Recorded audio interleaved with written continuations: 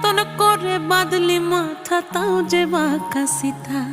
মেদিনীপুরে রায়না চিরন বাঁকুড়ার ওই ফিতা, আরে যতন করে বাঁধলি মাথা তাও যে বাঁকা সিথা। পেছ পাড়ি